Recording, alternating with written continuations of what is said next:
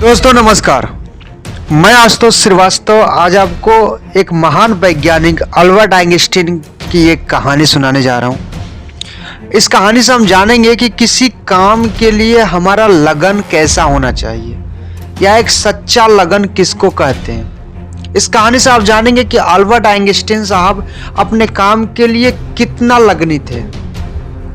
एक बार की बात है कि वो लैब में कुछ अपना काम कर रहे थे। वो काम में लगे हुए पड़े थे और उस टाइम क्या हुआ कि उनकी पत्नी उनके लिए खाना लेके आई और वहीं पर रख दी, क्योंकि उनकी पत्नी ने ये देखा कि आइंस्टीन साहब अपने काम में लगे हुए, तो उनको डिस्टर्ब नहीं करा, बस उनके बगल में उनके टेबल पर खाना रख के चली गई कि जब इनको फुर्सत मिलेगी ये खा लेंगे। ये अपने काम में लगे रहे। उसी टाइम इनके साथ ही एक काम कर रहे थे इनके सहपाठी, जिनको खाना देखकर भूख लग गया और वो अपने आप को रोक नहीं पाए और आके टेबल पर खाना खाने लगे।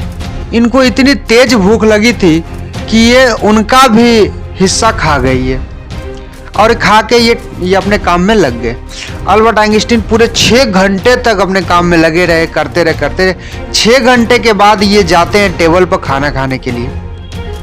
जब टेबल पर खाली बर्तन देखते हैं तो पता है दोस्तों ये क्या सोचते हैं? ये सोचते हैं कि मुझे ऐसा लगता है कि मैंने खाना नहीं खाया।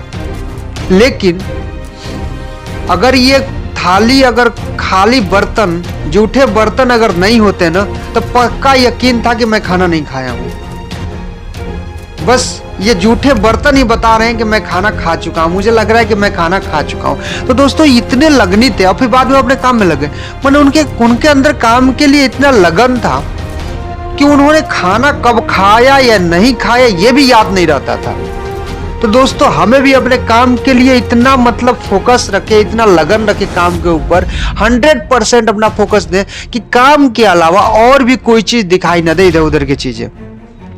सच्चा लगन का मतलब क्या होता है?